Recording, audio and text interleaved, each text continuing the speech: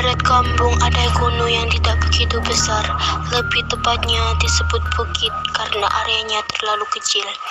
Tapi penduduk kampung sejak dulu sampai sekarang menyebutnya dengan Gunung Beser. Meski areanya kecil, jangan tanya siapa saja penduduk yang pernah masuk ke dalam Gunung Beser. Mereka akan bergidik hanya membayangkan keangkerannya. Mereka dari kakek, nenek sampai anak-anak hafal cerita keangkeran Gunung Beser. Saat pendudukan Belanda, di kampung saya ada seorang tokoh yang melawan Belanda dan berjuang sendirian tanpa pasukan. Orang tersebut bernama Jaya Sakti. Jaya Sakti lari dari kampung ke Gunung Beser dan bersembunyi agar Belanda tidak menimpa kemarahan kepada masyarakat kampungnya. Bertahun-tahun pasukan Belanda dan centeng-centeng Demang mengepung Gunung Beser, tetapi Jaya Sakti tidak pernah menyerah. Pasukan Belanda dengan dipandu centeng-centeng Demang pernah melacak Jaya Sakti ke dalam gunung. Akan tetapi, tidak ada seorang pun dari mereka yang selamat. Kata orang-orang pintar, Jaya Sakti bersemedi dan tubuhnya menjadi pohon harum yang baunya dibawa angin ke sekitar gunung. Karena cerita itu dipercaya kebenarannya, tidak seorang pun penduduk berani masuk ke belahan Gunung Beser. Mereka menghormati perjuangan yang pernah dilakukan Mbah Jaya Sakti. Para pencari kayu bakar dan penyabit rumput hanya berani sampai ke kaki gunung. Tiap malam tertentu, dari Gunung Beser keluar cahaya yang begitu menyejukkan. Hanya orang tertentu yang melihat cahaya itu. Konon, seorang dapat melihat cahaya itu dengan mata batinnya. Ia termasuk orang yang bijaksana dan tinggi ilmunya. Apabila ada seorang saja dari seluruh penduduk kampung yang bisa melihat cahaya itu, artinya Mbah Jaya Sakti. Begitu penduduk kampung menyebut penghuni Gunung Beser melindungi kampung. Akan tetapi ada orang yang sembrono melanggar keheningan Gunung Beser. Mbah Jaya Sakti bisa marah. Jangankan menebang pohon tanpa izin, masuk saja ke dalam gunung akan kualat. Bisa-bisa dianggap mata-mata Belanda oleh Mbah Jaya Sakti. Itulah sebabnya penduduk kampung begitu takut mengganggu ketenangan Gunung Beser. Saya selalu berharap begitu tawuran dari rumah bisa melihat gunung itu bercahaya. Kali anak lain akan mengeluh karena air dan udara sawah dingin. Akan tetapi saya tidak, saya menyukai kesegaran air dan udara itu. Dari pematang yang lebar-lebar, saya menyaksikan bagaimana Gunung Beser yang seperti patung raksasa hitam itu lambat-lambat bercahaya tertimpa sinar matahari. Saya sendiri beranggapan bahwa cahaya itu bukan dari matahari, tetapi keluar dari hati saya sendiri. Gunung Beser memberikan air yang melimpah. Nama Gunung Beser sendiri berarti mengeluarkan air terus-terusan. Mata air yang berada di kaki gunung mengeluarkan sungai yang lumayan besar. Kakek dan para petani lain juga sering mengontrol sawah pagi-pagi. Mereka bukan mengontrol takut sawah kekeringan, tetapi memeriksa kalau ada urugan kecil atau lubang-lubang yang dibuat ketam. Atau siapa tahu ada berang-berang yang menyerang kolam. Saya beberapa kali melihat para petani berburu berang-berang atau tikus. Mereka mengasapi seluruh lubang yang ditemui. Sekali berburu, puluhan tikus atau berang-berang bisa didapatkan. Bila panen tiba, setiap petani yang punya sawah luas akan mengadakan syukuran, ikan ditangkap atau ayam disembelih. Selain sering dibawa kakek ke tempat syukuran, saya senang dengan hari-hari di sawah. Anak-anak seluruh kampung mengalihkan tempat bermain ke sawah.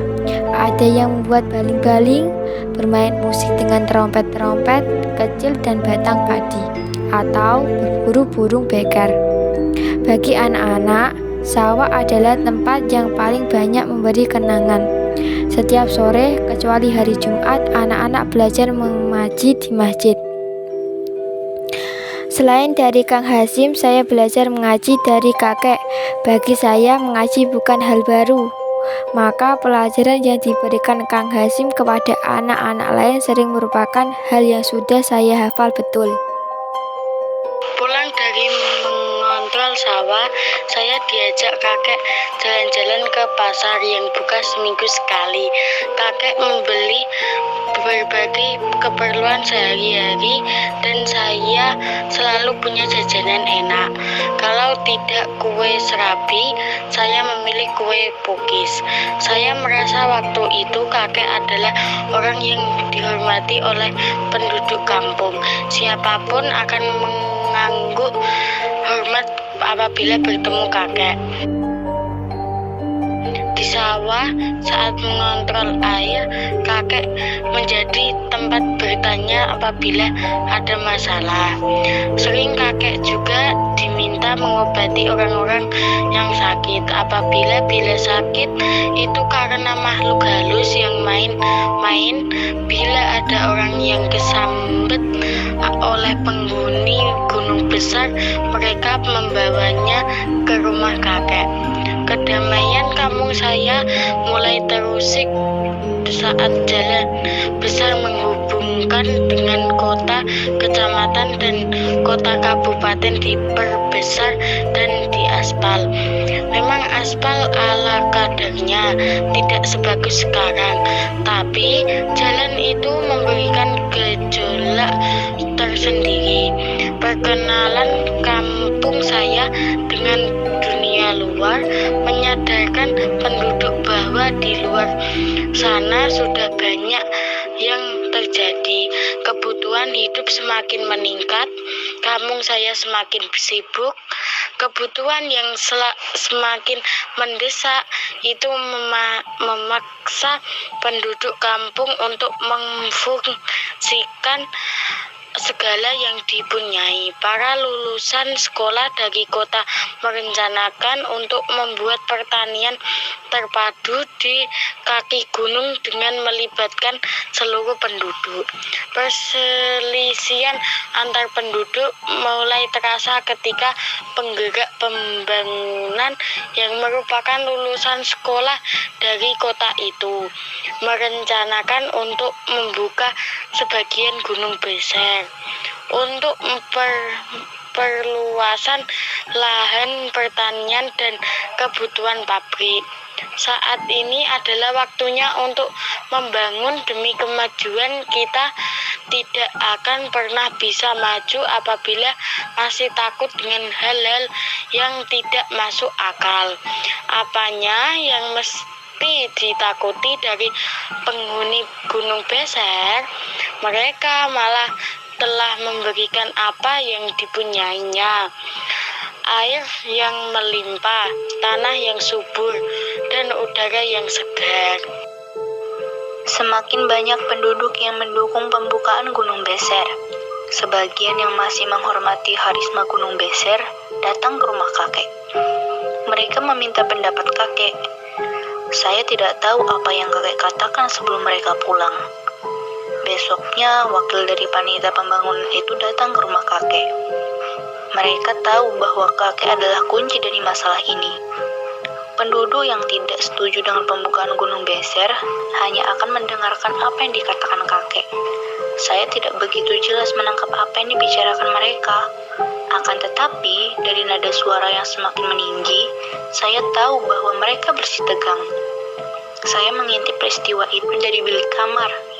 Saya bersiap meloncat seandainya mereka melakukan kekerasan terhadap kakek. Akan tetapi, kejadian yang saya lamunkan itu tidak terjadi. Mereka pulang setelah terlebih dahulu menyalami kakek. Besoknya saya baru tahu bahwa kakek menyetujui pembukaan sebagian Gunung Beser. Saat ini saat sulit, kata kakek ketika malamnya saya menanyakan kenapa kakek menyetujui pembukaan sebagian Gunung Beser. Semakin banyak kebutuhan hidup dan semakin banyak orang yang merasa pintar. Akan tetapi, orang-orang pintar itu tidak tahu tentang kebijaksanaan.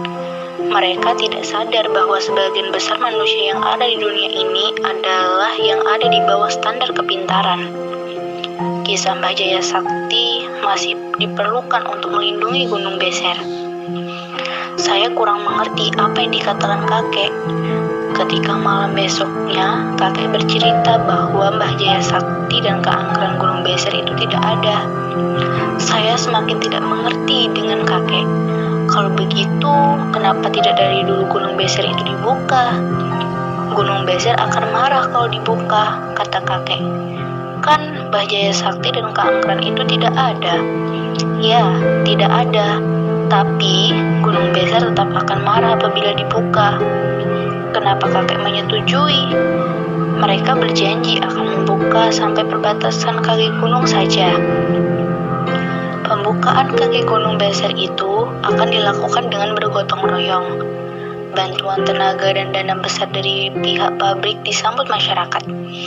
Kejadian yang semakin langka itu ditandai dengan syukuran kampung yang dipimpin oleh Pak Bupati yang sengaja datang.